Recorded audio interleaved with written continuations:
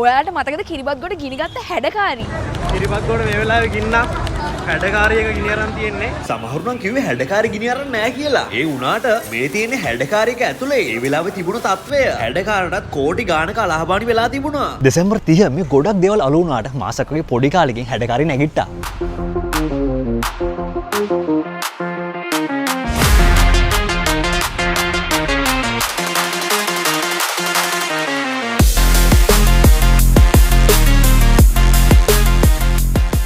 ජීවිතේ එක තැනක වැටුණාට සාර්ථකව නැගිටින හොඳම උදාහරණයක් හැඩකාරී.